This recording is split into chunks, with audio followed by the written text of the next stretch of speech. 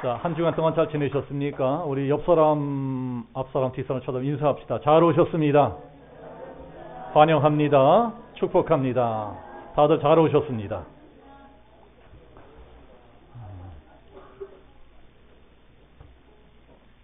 이제 예전에 종교개혁 성지순례 갔을 적에 독일로에서 네덜란드를 다녀온 적이 있었어요. 네덜란드의 수도는 암스테르담입니다. 그 암스테르담 시내 한복판에는 우리나라 서울시청 광장처럼 이제 다문 광장이라는 큰 광장이 있고 그 안쪽에 중앙역이라고 하는 아주 고풍스럽고 아름다운 이 기차역이 있습니다. 그 기차역에서 한 30분 정도 걸리는데 이제 할렘이라고 하는 도시가 있는데 그 도시는 네덜란드에서도 손꼽히는 아주 아름답고 부요한 부촌입니다. 아주 고급스러운 동네예요. 그 도시가 처음 만들어진 때는 17세기 초라고 하는데, 근데 그때는 네덜란드가 역사상 가장 크게 기독교가 부흥하던 시기라고 합니다. 근데 기독교가 크게 부흥을 했어요. 그래 하나님이 네덜란드에 복을 많이 주셔서 그 당시 네덜란드는 해상무역으로 전 세계를 제패하고 있는 아주 강대한 나라였습니다. 그럴 때니까 사람들이 얼마나 예수님을 잘 믿었겠어요. 그래서 그 도시에 모여 살던 사람들이 자기네 동네 이름을 할렘이다. 할렘이라고 지었는데 뭐 정확한지 모르겠습니다만 그 할렘이라는 말의 어원이 홀리 예루살렘 이런 뜻이라고 합니다. 여기는 거룩한 성 예루살렘이다. 거룩한 도시다. 여기는 작은 예루살렘이다. 그런데 똑같은 할렘이라는 동네 이름이 미국 뉴욕에도 있습니다.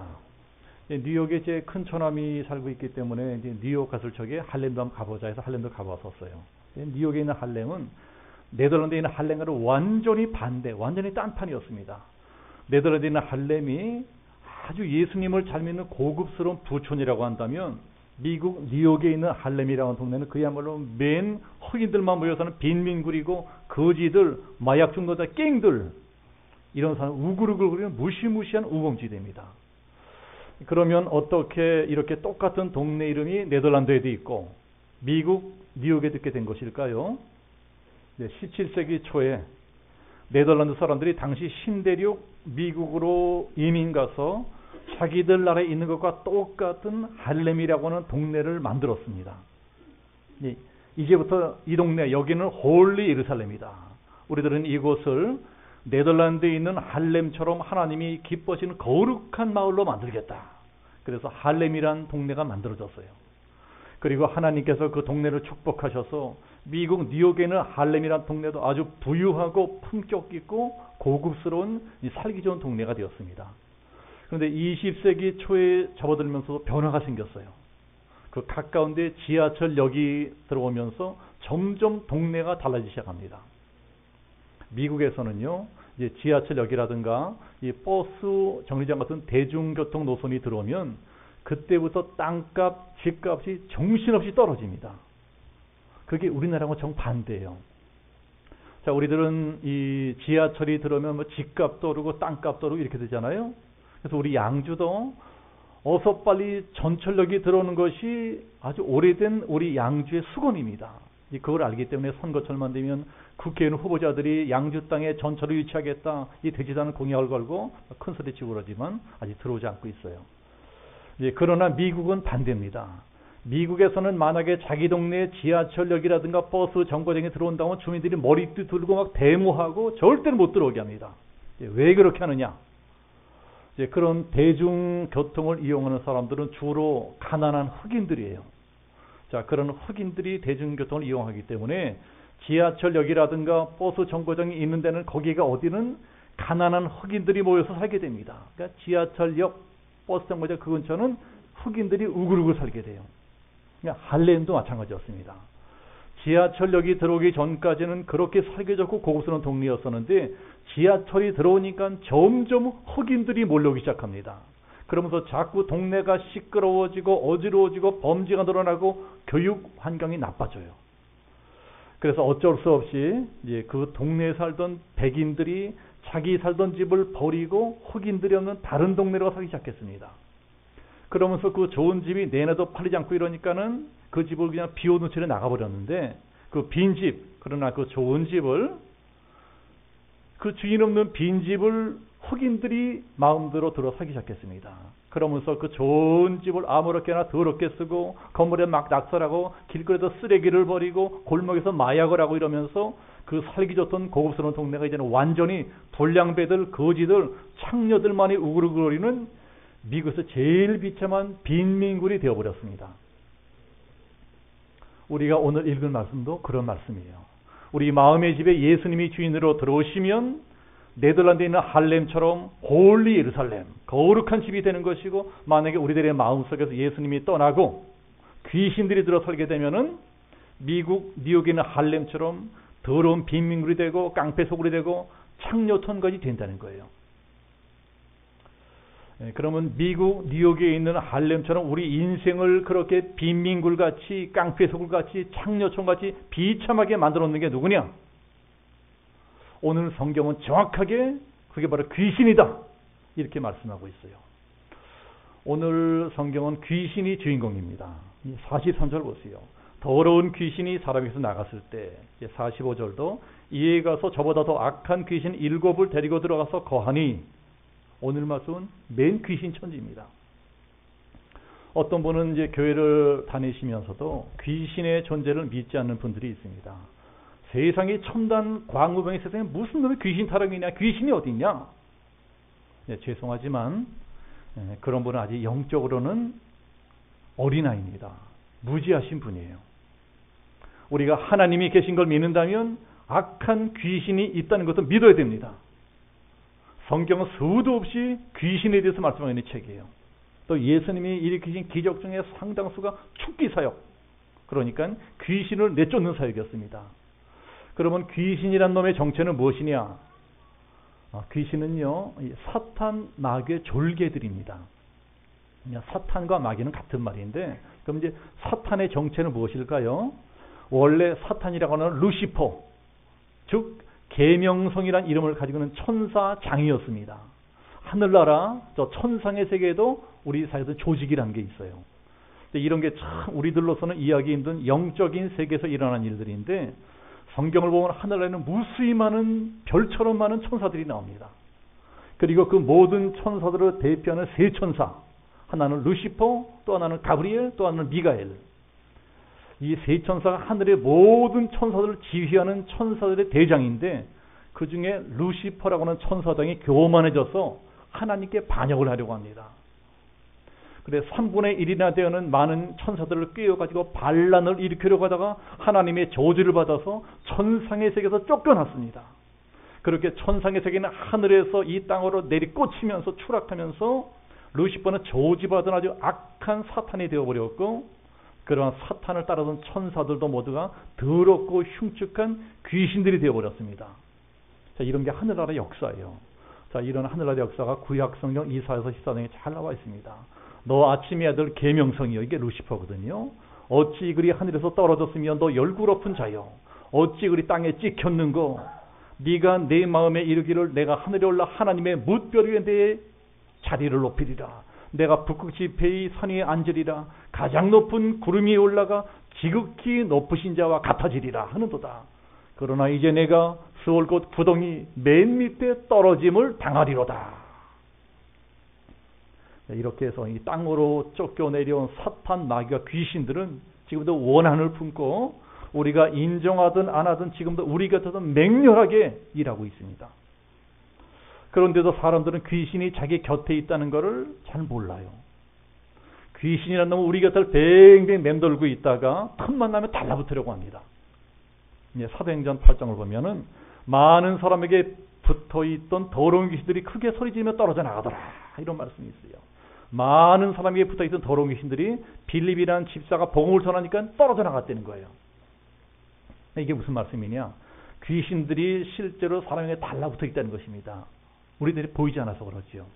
귀신의 종류도 가지가지입니다. 술 주정뱅이한테는요, 술 귀신이 달라붙어 있어요. 알코올 노자한테는. 술 귀신함이 따로 있다는 것이 아니고, 사람 중에는 특히 그런데 취약한 사람이 있잖아요. 술의 유혹이 약합니다. 마시지 말아야지. 그러면 또 마시게 되고 또 마시게 되고, 귀신이 그러한 약점을 노리고 그런 사람에게 찰싹 달라붙습니다. 그래서 계속 술을 퍼먹게 합니다. 계속 마시고 또 마시고, 기억 알코올 중독자, 술 주정뱅이를 만들어버려요. 그렇게 해서 인생을 파괴합니다. 노름에 중독된 사람, 뭐 음란한 짓 하고 다니고 바람 피고 다니는 사람들, 손버릇이 나쁜 사람들 다 마찬가지예요. 이게 다 노름 귀신, 음란 귀신, 도둑질하는 귀신들이 찰싹 달라붙어 계속 충동질을 합니다. 그러니까 점점 사람이 그 모양 그 꼴이 되는 것입니다. 처음에는 그렇게 붙어만 다니던 귀신이 이제 좀 더 힘이 생기면 어떻게 될까요? 그때부터 붙어 있는 정도가 아니고 사람을 막 끌고 다닙니다. 그러면 그런 사람은 자기가 가고 싶지 않아서 가야 돼요. 자기가 하고 싶지 않아서 해야 돼요. 귀신이 막 끌고 다니니까. 귀신의 놀이개감이 됩니다. 그런 사람은 점점 더 내가 왜 이 모양이 되지, 내가 왜 이렇게 되지, 이런 거 모르면서 계속 끌려다니면서 인격이 파괴가 됩니다. 원래는 온순하던 사람인데 아주 막 사나워진다든가 욕한다든가 거짓말하고 막 이간질 시키고 교활한 사람이 되든가 하여튼 이상한 사람이 됩니다. 도저히 이해할 수 없는 골치 아픈 사람이 되는 거예요. 그러다가 맨 나중에 어떻게 되는 거 아니? 이 귀신은 아예 그 사람 속으로 들어가 버립니다. 그 사람 속으로 들어가서 그 사람을 완전히 점령해 버립니다. 노예를 삼아 버리는 거예요. 이게 바로 귀신이 씌워버리는 것입니다. 그렇게 되면 어떤 사람은 뭐 끔찍한 강간범이나 살인자가 되기도 하고, 어떤 사람은 자살을 하기도 하고, 어떤 사람은 미쳐버리기도 하고, 정신병자, 어떤 사람은 무당이라든가 점쟁이가 되기도 해요. 점치는 귀신이 들어오면은. 하여튼 그 인생이 정말 처절해집니다. 그래서 우리 믿는 사람들도 정신을 똑바로 차려야 됩니다. 귀신은 워낙에 교활한 존재이기 때문에 까딱 잘못하면 우리까지 속을 수가 있어요. 만약에 우리가 인생 살아가다가 뭔가 비정상적인 일이 계속해서 일어난다. 그러면 이게 혹시 귀신의 장난이 아닌가 의심해 봐야 됩니다. 이게 귀신의 집 같다. 그럼 빨리 예수 이름으로 귀신을 꾸짖어 내쫓아야 됩니다. 근데 뭐가 비정상적인 일일까요? 예를 들면 이런 거예요. 우리들은 살다가 인간관계에서 어떤 갈등을 느낄 수가 있습니다. 누가 싫어지고 미워질 수가 있어요. 근데 그런 것은 뭐 크게 잘못된 것도 아니고 사람 사는 세상이라면 얼마든지 일어날 수 있는 자연스러운 현상이에요. 그런데 그 도가 지나친 것입니다. 그 도가 너무 지나쳐서 어떤 사람이 너무 미워 죽겠는 거예요. 너무 지나치게 미워집니다. 그 사람은 얼굴만 따로 막 치가 떨리고 가슴이 벌렁벌렁하고 내가 이러지 말아야지, 내가 왜 이러지 이러면서도 너무너무 그 사람이 미운 거예요. 어쩌면 이게 귀신의 영향을 받고 있기 때문에 그럴지도 모릅니다. 귀신이 그런 걸로 계속 불난데 기름을 끼얹습니다. 휘발유를 끼얹는 거예요. 그러면 점점 더 그 사람 미워져 나중에 죽여버리고 싶어요. 죽여버리고 싶다. 살이까지 느껴집니다. 이번에 이 전방부대 GOP 초소 일어난 총기 사건도 그 살인마가 막 충동질에서 일어난 것입니다. 진짜 살인한다니까요. 성경은 미움을 살인이다 말씀합니다. 부부싸움도 마찬가지예요. 누구나 부부싸움 할 수 있습니다. 세상에 부부싸움 안 하고 사는 부부가 어디 있습니까? 그러나 그 부부싸움이라는 게 대개는 뭐 별것도 아닌 거 아무것도 아니로 시작됩니다. 보통 부부가 싸우는 건 뭐 별것도 아니에요. 그런데 그 틈을 타서 귀신이 찰싹 달라붙습니다. 찰싹 달라붙어 더 싸워라 계속 충동질하고 불을 지릅니다. 거기 걸려버리면은요, 그야말로 아무것도 아닌 거로 끝날 수 있는 사소한 부부싸움이 갈 때까지 가게 되는 수가 있습니다. 좋다, 너하고 나하고 끝장을 보자, 갈라서자. 결국 이혼까지 하게 됩니다. 그렇게 해서 그 가정을 파괴하고 자기가 낳는 아이들까지 불행하게 만들어버리는 거예요. 이게 바로 귀신이 궁극적으로 노리는 겁니다. 교회도 마찬가지예요. 교회라는 데가 워낙 다양한 사람들이 모여드는 곳이니까 우리가 아무리 신앙생활을 잘하려고 해도 어쩔 수 없이 이런저런 갈등이 생길 수가 있어요. 때로는 마음에 안 드는 사람도 만날 수가 있습니다. 그건 교회도 사람 사는 세상이니까 얼마든지 일어날 수 있는 자연스러운 현상이에요. 그런데 그 틈을 노리고 귀신이 끼어들면 이게 문제가 심각해집니다. 저 사람은 꼴 보기 싫다. 나 교회 다니기 싫다. 나 저 사람 때문에 진짜 교회 나오기 싫다. 그러다가 진짜 교회에 안 나오는 분들 많습니다. 어떤 때는요, 심지어는 목사가 미워질 때도 있어요. 그래서 목사 설교가 듣기가 싫어집니다. 주로 어떤 때 그런 일이 일어나느냐, 뭔가 죄를 지었을 때. 우리 모든 인간들은 죄인들이라서 죄의 유혹이 약합니다. 그건 우리 믿는 사람들 예외가 아니에요. 자칫 믿음이 약해지면 누구라도 죄를 짓게 될 수가 있습니다. 그런데 하필 그럴 때 예배 시간에 목사가 내 죄를 찌르는 설교를 합니다. 설교를 듣는데 내 마음이 찔리는 거예요. 막 마음이 찔려. 그럴 때 회개하면 얼마나 좋겠습니까? 그런데 목회하면서 보니까는 대개 회개하는 분들보다는 반발심을 가지는 분들이 많아요. 저 나들을 위한 설교냐? 나 까는 거냐? 이건 누구라도 그럴 수 있어요. 제가 이해를 합니다. 인간이니까 얼마든지 그런 감정도 생길 수가 있어요. 그런데 문제는 그러한 감정이 지나치게 미워하는 거예요. 지나치게 목사를 미워하다 보니까 지나칠 정도로 목사를 헐뜯고 비난을 합니다. 만나는 사람마다 교회 욕을 하고 막 공격을 합니다. 그러고 사니까 점점 믿음이 떨어지고 예배도 드리기 싫고 기도도 하기 싫고 결국은 교회에서 떨어져 나가게 됩니다. 그러면 바로 귀신의 작전대로 되는 것입니다. 그때부터 그 인생을 완전히 귀신에게 점령당해버리고 맨 나중에 인생이 처참해집니다. 그래서 우리들은 영적으로 깨 있어야 된다는 거예요. 만약에 이런 일이 일어난다면 빨리 정신을 차리고 내가 왜 이러지? 내가 왜 이럴까? 내가 왜 이럴까? 내가 지금 악한 것들의 공격을 받고 있구나 하고 예수 이름으로 귀신을 쫓아내야 됩니다. 그래야지 이상하다 내가 왜 이러지? 내가 왜 이러지? 이러면서도 가만 내버려두면 그러면 안 됩니다. 귀신한테 당하는 수가 있어요. 오늘 성경이 그러한 경각심을 주는 말씀입니다. 40절 말씀 보면 어떤 이 43절 말씀 보면 어떤 사람 마음속에 들어갔던 귀신이 쫓겨나죠. 그런데 재미있는 것이 그 사람의 마음속을 집이라고 한다는 거예요. 집. 이게 무슨 소리입니까? 귀신들에게는요, 우리 사람들의 마음속이 꼭 집같이 보인 집. 그래서 귀신은 어떻게 해서라도 우리 마음속에 들어와서 살고 싶어 합니다. 요새로 치면은 이제 마음속에 자기도 모르게 그런 귀신이 들어가 있던 사람을 누가 전도해서 교회를 다니게 되었습니다. 그래 교회에 나와서 막 예배드리고 찬송 부르고 이러니까 어쩔 수 없이 귀신이 나갈 수밖에 나가게 돼요. 귀신 우리가 예배드리고 찬송하고 이런 건 너무 싫어하거든요. 아주 질색이에요. 귀신이 나가니까 그 사람 마음속에 청소한 것처럼 깨끗해집니다. 마음이 너무나 평안해지는 거예요. 근데 문제는 그 다음부터입니다. 쫓겨나간 귀신이 어디 다른 데 들어가 살 집이 없나 이리저리 돌아다니는데 도무지 없는 거예요. 살 집이 없어. 자, 우리도 내 집 없이 이리저리 떠돌아다니면 얼마나 비참하겠습니까? 귀신도 마찬가지예요. 집 없는 귀신이 신세가 철렁하게 됐습니다. 노숙자가 됐어요. 노숙자 귀신.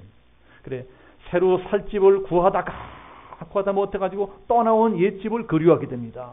내가 그래도 그 인간 속에 들어가 살 때가 그때가 좋았었는데, 그리고 어느 날 진짜 정든 옛집을 찾아옵니다. 쫓겨났던 집을 찾아서 기웃기웃 안을 들여다보니까 이 집이 깨끗하게 청소가 되어 있긴 한데 아직 아무도 없는 빈 집이에요. 아직 주인이 없어요. 야 다행이다.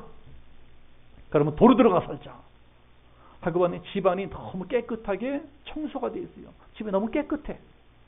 뭔가 좀 불편해요. 귀신이. 전에는 그 집구석이 아주 지저분하고 더럽고 이래서 아주 살기가 편했었는데 지금은 너무 깨끗해서 뭐가 불편해. 도로 쫓겨날지도 모르겠어요. 어떻게 할까 궁리하다가 자기보다 더 못된 귀신 7마리 데리고 들어와서 강제로 그 집을 점령해버립니다. 그래서 그 사람의 나중 형편이 처음보다 훨씬 악하게 되었다는 그런 말씀이에요. 자, 이 말씀은 누가복음에 똑같은 말씀이 나와 있습니다. 이게 무슨 뜻이냐? 성경이 반복하고 반복해서 말씀하고 있다는 거예요. 그만큼 이 말씀이 중요하다는 것입니다. 그래서 저도 여러분들이 잊어버릴 만하면 또다시 반복해서 말씀이고 또다시 반복해서 말씀드려야 돼요. 아무리 좋은 말씀이라도 듣고 잊어버리면 소용이 없습니다. 그러면 귀신한테 당합니다. 그러니까 이 말씀은 결국 무엇을 가르쳐 주시려고 하는 것인가? 네 주인을 확실히 하라는 거예요. 이 세상에 중간재단은 없다. 하나님 나라면 하나님 나라고 마귀 나라면 마귀 나라지 이것도 저것도 중간재단은 없다는 것입니다. 하나님이 아니면 마귀가 점령이 되는 것이 우리 사람의 마음이라는 거예요. 그런데 절대로 우리들의 마음을 빈집으로 내버려둬서는 안 된다. 교회에 나와서 전에 지은 죄를 다 회개하고 내 마음을 깨끗하게 청소했으면 그 다음에는 반드시 예수님을 새 주인으로 모셔드려야 됩니다. 그래야 사탄 마귀와 귀신들의 공격으로부터 나 자신을 지킬 수가 있는 거예요. 자, 우리들은 성경을 잘 봐야 됩니다. 성경을 잘 보면은 어떤 성경에도요, 현재 스코어 마귀가 완전히 멸망당했다 이렇게 말씀하는 성경은 하나도 없어요. 마귀는 아직까지 완전히 멸망당한 것이 아니라 잠시 쫓겨난 거라네. 잠시 쫓겨났어. 자, 우리가 오늘 마태복음 보지 않았습니까? 이 마태복음 이제 8장에도 보면 주의 이름으로 귀신을 쫓아내며, 또 다음 보면 예수께서 말씀으로 귀신들을 쫓아내시며, 또 10장에도 보면 제자들을 부르사 더러운 귀신들을 쫓아내시고, 계속해서 쫓아냈다고 말씀하고 있어요. 귀신은 예수님 때문에 어쩔 수 없이 잠시 쫓겨난 것밖에 없어요. 그래서 쫓겨난 귀신은 미련을 가지고 우리 집안을 뱅뱅 맴돌고 있습니다. 그러다 언제든지 기회가만 있으면 또다시 들어오려고 거예요. 그렇게 해서 귀신이 또다시 우리 속에 들어오기만 된다면 그때는 전부 다 고통과 저주를 받게 됩니다. 그러면 이 악한 사탄 마귀가 완전히 멸망당할 때는 언제일까요? 성경 그때가 바로 예수님이 재림하실 때다. 이렇게 요한계시록 20장에 말씀하고 있습니다. 예수님이 재림하실 적에 마귀와 그 마귀를 따르던 모든 악한 영과 귀신들을 지옥불에서 던져버리신다는 거예요. 그때가 마귀의 세력들이 완전히 멸망당하게 되는 때입니다. 자, 그러니까 그 전까지, 즉 예수님이 재림하시기 전까지는 귀신들이 언제나 우리에게서 뱅뱅 맴돌고 있다는 사실을 알아야 될 것입니다. 그러다 틈만 나면 얼른 우리 속에 들어오고 싶어 한다는 거예요. 그러니까 절대로 우리들은 내 마음을 빈집으로 내버려둬서는 안 된다는 것입니다. 자, 어떤 동네에 빈집들이 만약에 있다면 어떻게 될까요? 동네 깡패들, 불량배들이 막 들어가서 막 본드 마시고 막 이런 짓들을 저질러요. 빈집은 거미들이 쳐지고 쥐들이 들끓고 깡패들이 들끓게 됩니다. 우범지대가 돼요. 미국에 있는 할렘이라는 동네도 백인들이 집을 버리고 떠나가니까 주인 없는 빈집에 흑인들이 들어와 살면서 그런 우범지대를 만들어버립니다. 그러니 우리가 나와서 그저 교회에 나서 예수님을 믿는 것을 그저 내 마음이나 깨끗하게 하자, 이렇게 착각해서는 안 됩니다. 교회 다니까 내 마음이 편해졌다, 참 좋다, 내 마음이 편하다, 이 정도로 만족하면 안 된다는 거예요. 그렇게 내 마음이 깨끗하고 평안해졌으면 그 다음에 반드시 내 마음을 예수님으로 채워야 됩니다. 예수님을 내 인생의 새로운 주인으로 모셔야 되는 거예요. 그러지 않고 내 마음을 그저 깨끗하게 청소했다가 빈집으로 내버려두고 있다면 언제 어떻게 귀신의 표적이 될지 모릅니다. 그건 누구도 예외가 없어요. 나는 절대 그럴 리 없다, 장담할 수는 아무도 없습니다. 자, 목회하다 보니까 때로 너무나 안타깝고 비통한 일도 많이 겪게 됩니다. 어느 교회든지 이제 교회라고 하는 것은 처음 교회에 나와서 막 은혜도 받고 신앙생활 잘하고 이런 것처럼 보이던 분이 어느 순간에 갑자기 무너져버리고 어느 순간 갑자기 돌변해서 교회를 공격하고 비방하는 그런 사람으로 변해버리는 경우는 얼마든지 많이 있어요. 지금 저 강남에 있는 큰 교회들도 그렇고 또 머리 갈 것도 없이 미아역에 있는 큰 교회 있지 않습니까? 우리 교단교회예요. 그 교회가 지금 엉망입니다. 분쟁이 일어나서 막 교인들이 싸우고 막 치고받고 싸우고 재판하고 분쟁하고 막 난장판 벌어졌습니다. 정말 부끄러운 일들이 벌어지고 있어요. 그런데 문제는 그렇게 싸우는 사람들이 처음에는 다 잘 믿는 것처럼 보이는 사람들이었다는 것입니다. 교회 일도 열심히 하던 사람들이었어요. 그런데 그런 사람들이 어떻게 그렇게 사나운 사람으로 돌변했을까요? 잘 모르는 분들은 그런 게 너무나 이해가 안 되는 거예요. 너무나 헷갈리는 거예요. 어떻게 사람이 저렇게 될 수가 있느냐? 그 사람 교회도 열심히 다니고 봉사도 많이 했었는데 왜 저렇게 되었지? 이해가 안 돼요. 그게 왜 그렇게 됩니까? 이게 누가 더 잘했고 못했고 이러한 차원의 것이 아니고 그러한 식으로 문제를 해결하면 아무것도 안 됩니다. 무슨 핑계를 대들어도 그러한 문제 말썽이 일어나는 핵심은 이것입니다. 정작 그 사람들의 마음속에는 예수님이 없었기 때문입니다. 아무리 교회를 오래 다니고 이런 봉사 저런 봉사를 많이 했어도 그분들의 마음은 주인이 없는 빈집이었어요. 그 마음이 예수님이 없는 것입니다. 그러니 주인이 없는 빈집을 누가 무서워하겠습니까? 주인 없는 빈집은 깡패들, 불량배들이 전혀 무서워하지 않아요. 귀신도 마찬가지입니다. 그런 빈집에는 언제라도 마음만 먹으면 자기보다 더 센 귀신을 데리고 들어가서 강제로 점령할 수가 있습니다. 그렇게만 되면 전부 다 더 나빠지고 더 악한 사람이 되어버립니다. 그래서 우리들은 오늘 성경이 가르쳐주는 영적 비밀을 잘 배워야 될 것입니다. 오늘 말씀을 통해서 우리들이 꼭 알아야 될 영적인 비밀이 있는데요. 그것이 무엇이냐? 귀신이란 놈의 특성입니다.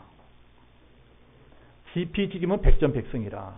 적을 알아야지 적을 이길 수가 있다고. 우리도 귀신이란 놈의 특성을 파악하고 있어야 된다는 것입니다. 자, 귀신이라는 놈은 어떤 특성을 가지고 있느냐? 귀신은요, 변화를 싫어합니다. 우리 사람 중에도 변화를 싫어하는 분들이 있잖아요. 저도 나이를 먹어서 그런지 너무 급격한 변화는 싫더라고요. 그런 것처럼 귀신도 변화를 싫어해요. 그래서 살던 집에 계속 살고 싶어 합니다. 한번 사람 속에 들어가면 어지간해서 떠나려고 하지 않습니다. 어지간해서는 절대로 나오려고 하지 않아요. 자, 그렇다면 그렇게 평생 귀신이 들어가서 집 지고 살던 사람이 만약에 죽게 된다면 사고로 죽든가 병으로 죽든가 늙어 죽든가 죽으면 어떻게 될까요? 귀신은 따라 죽을까요? 귀신은 죽지 않아요. 귀신은 영물이기 때문에 죽지 않습니다. 그래도 사람이 죽으면 그 귀신도 어쩔 수 없이 그 사람 몸에서 나올 수밖에 없어요. 자기가 집 삼아 살고 있던 그 사람 몸이 죽어지고 땅에 묻히고 태워졌으니까 더 이상 거기 살 수가 없는 거예요. 그러면 이제는 다른 집을 찾아야 됩니다. 다른 집을 찾아야 돼요. 그러면 다른 집을 찾으려고 할 적에 주로 어떤 집을 찾을까요? 어떤 집을 찾을까요? 제일 익숙한 집을 찾으려고 합니다. 제일 편한 집을 찾으려고 해요. 그러면 귀신이 그럴 때 먼저 찾게 되는 제일 익숙하고 편한 집이 어디겠습니까? 이게 아주 심각한 일인데 대개는 다 그 사람의 자녀들, 그 사람의 후손들입니다. 그게 귀신들에게는 제일 편하고 익숙한 집이 되는 거예요. 그래서 죽은 사람에서 나온 귀신은 제일 먼저 그 죽은 사람이 낳은 아이들이라든가 그 죽은 사람의 후손들에게 들어갑니다. 이게 마귀의 특성이에요. 이 비밀을 알고 나면 끔찍합니다.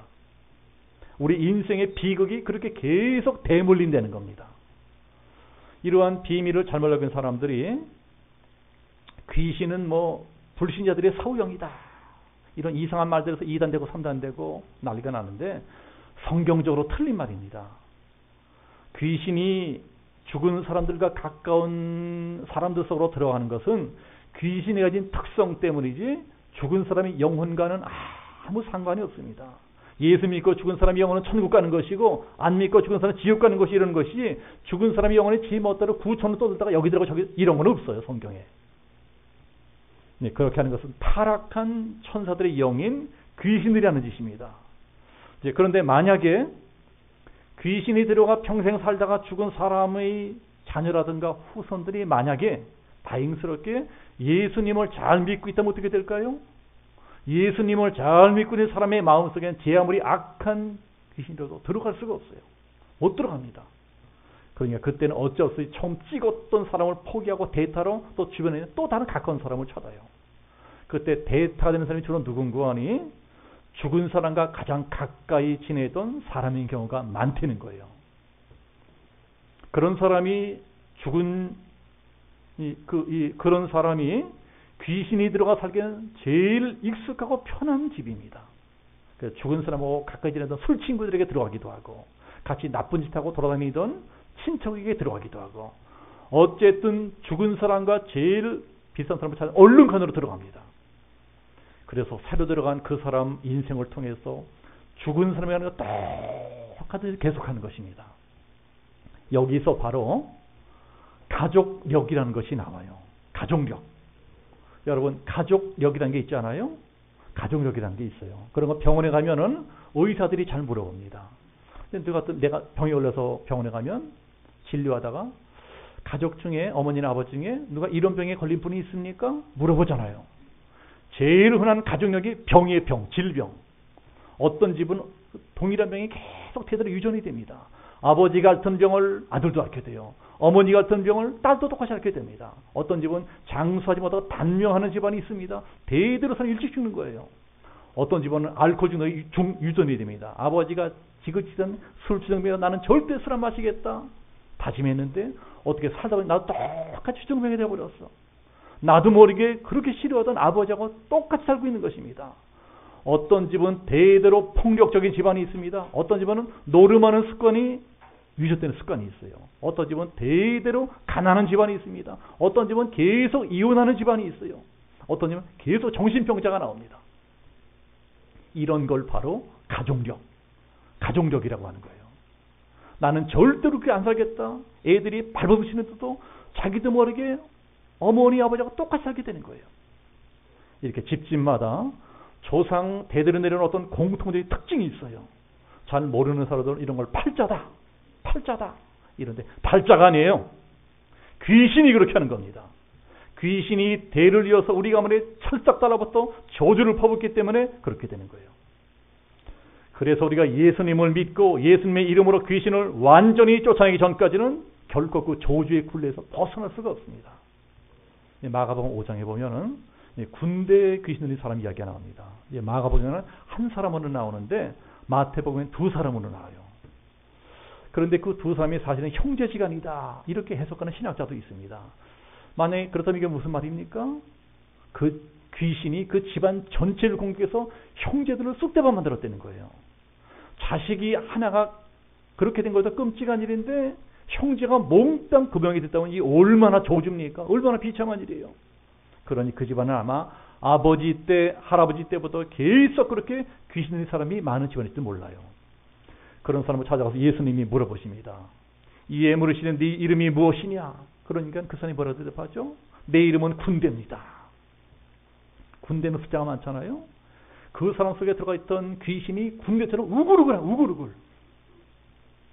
그러나 이제 그게 그 사람이 하는 말이 아니고 그 사람 속에 있는 귀신이 하는 말입니다. 우리들은 군대 귀신입니다. 우리들은 이 사람 속에 때로 들어 살고 있습니다. 그러면 왜 그렇게 많은 귀신이 들어가 살게 됐을까요? 편하니까. 살기가 편하니까. 살기 편하다는 소문하니까 인근의 귀신이 다 몰려 들어옵니다. 다 그 사람 속에 들어간 거예요. 그래서 군대처럼 때를 지어 살고 있습니다. 우리가요, 귀신을 바로바로 쫓지 못하면 이렇게 됩니다. 그래서 예수님께서 이 귀신아! 그 사람은 나와라! 쫓아내시죠. 그러니까 귀신이 뭐라고 통사정하는 거 아니? 제발 우리를 이 지경에서만은 쫓아내지 말아 주십시오. 우리가 여기서 오랫동안 터 닦고 살고 있었는데 너무나 편한 곳인데 쫓아내지 말아달라는 거예요. 너무 편한 데입니다, 여기는. 그러니 어쩔 수 없이 예수님이 나가라 그러시니까 이 사람에게만은 나갈 수밖에 없게 되었다 할지라도 또 다른 데로 들어갈 수 있게, 또 다른 사람이 들어갈 수 있게끔 허락해달라는 거예요. 우리들을 제발 익숙한 집안, 익숙한 동네에서 내쫓지 말아달라는 거예요.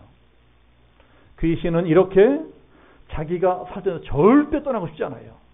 자기 살던 집안, 자기가 대대로 괴롭히는 가문을 절대 떠나지 않습니다. 근데 예수님께서 그것까지 안 된다고 허락을 안 하셨던 거다. 안 된다. 또 다른 사람이 들어간다고 허락할 수 없다. 귀신이 어떻게 통사정합니까? 정 그렇다면 예수님 우리가 저 돼지떼들에게 돼지떼 속에 들어가겠습니다. 정 우리를 사람들에게 못 들어가게 하신다면 차라리 돼지 속으로 들어가겠습니다. 돼지 속에 들어가 살게 해주십시오. 그래서 2,000마리들은 돼지 속으로 들어갑니다. 이렇게 귀신들은요, 몸이 없기 때문에 숙주처럼 꼭 어딘가 들어 살아야 돼요. 귀신은 그래서 악자까지 살 집을 구하고 있습니다. 쫓겨났다가도 또 들어오려고 발동치는 거예요. 틈만 나면 자기가 더 악한 귀신을 끌고 들어서 또 들어오려고 합니다. 이게 한 개인이나 가정뿐만이 아니고 교회도 마찬가지입니다. 교회는 영적인 집이잖아요. 영적인 집. 그래서 한 집안에서 일어나는 일들이 교회 안에서도 똑같이 일어날 수 있습니다. 교회도 집이니까. 그동안 제가 이제 목회를 하면서 가만히 살펴보니까요, 참 이상한 것이 한 번 시험 든 사람은 이상하게 똑같은 시험 드는 경우가 그렇게 많아요. 한 번 나쁜 죄의 유혹에 빠졌던 사람은 얼마 있다가 이상하게 또 똑같은 죄를 지는 경우가 많습니다. 이 교회에서 시험 들어 저 교회로 간 사람은 이상하게 새로운 게 똑같은 시험이 또 들어요. 똑같은 시험이 또 걸려요. 그래서 교회를 또 옮기고 그러지만 가는 데마다 똑같은 시험이 걸립니다. 거기도 오래 못 있어요. 그러면 상태가 점점 나빠지는 것입니다. 사람이 점점 이상해지고 사람이 점점 사나워져요. 그런 것을 교회, 그러니까 집안이죠. 영적인 가정력이라고 하는 것입니다. 한 집안의 가정력이 대를 이어서 자기 자식들에게 전해지는 것처럼 영적인 가정력도요, 그 사람이 가는 데마다 나쁜 영향을 끼치는 거예요. 누가 그렇게 한다고요? 귀신이 하는 것입니다. 그러니까 우리가 어떻게 해야 되겠습니까? 그러한 나쁜 가정력이 있다면 내 대에서 끊어야 됩니다. 내 대에서 끊어야 돼요. 귀신을 쫓아내야 됩니다. 그런데 더 중요한 것은 단순히 귀신을 내쫓는 것만으로는 그 나쁜 가정력을 완전히 끊을 수가 없다는 거예요. 나갔던 귀신이 자기보다 더 악한 귀신 7마리를 데리고 들어오면 오히려 그 전보다 상황이 더 나빠질 수가 있습니다. 그럼 어떻게 해야 될까요? 예수님을 내 마음의 주인으로 확실하게 모시고 살아야 된다는 거예요. 아무리 악한 귀신이라도 예수님이 내 마음속에 있기만 하면, 예수님이 내 마음의 주인으로 계시기만 하면 한 길로 치러서 7길로 쫓겨다 나옵니다. 예수님이 내 마음에 계시면 절대로 내 안으로 들어오지 못해요. 여러분, 그러니까 결단해야 됩니다. 나는 이제부터 늘 내 마음속에 예수님을 주인으로 모시고 살겠습니다. 예수님을 내 마음의 주인으로 모시고 사는 게 구체적으로 어떤 겁니까? 기도하는 인생을 산다는 겁니다. 아침에 눈뜨고 일어나서 밤에 잘 들어요. 계속 기도하고 또 기도하고 또 말씀대로 순종하는 인생을 산다는 거예요. 우리 성도님들 정말 기도하시길 축복합니다. 기도를 쉬면 안 됩니다. 기도 쉬는 것도 죄다. 이 3에서 말씀하고 있어요. 우리 집에서 기도해야 되는데 우리 집에서 기도하는 건 누가 해야 됩니까? 우리 집사람이 해야 돼요? 내 남편이 해야 됩니까? 아닙니다. 내가 해야 됩니다. 말씀대로 순종은 누가 해야 돼요? 내 남편, 내 아내가 해야 돼요? 우리 애들이 해야 돼요? 우리 부모님이 해야 돼요? 아닙니다. 내가 해야 돼요. 내가 해야 됩니다.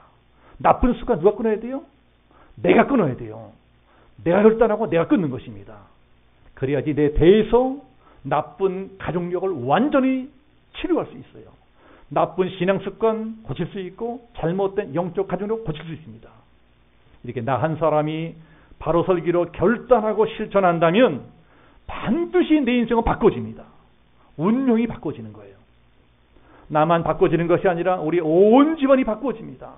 그게 바로 영적 가족력이 바꿔지는 거예요. 이렇게 우리 한 사람 한 사람의 영적인 가족력이 바꿔지면 우리 가정이 바로 설 것이고 내 자녀들이 바로 설 것이고 내 사업과 직장이 바로 설 것이고 교회가 바로 설 것이고 더 나아가서 이 나라 이 민족도 바로 서게 된다는 것들을 믿으시기를 축복합니다. 이 한 주간 동안 이 말씀을 꼭 기억하시면서 이제껏 나와 우리 집과 교회를 괴롭히던 악한 귀신을 쫓아버리고 오직 예수님을 내 인생의 주인으로 모셔드리리라. 내 나쁜 신앙생활을 방해하는 영적 하나를 끊어버리고 새로운 축복의 인생을 살아가리라. 이렇게 결단하고 실천하시는 우리 양주명성교회 모든 성도님 되시기를 예수님으로 축복하며 기도합니다.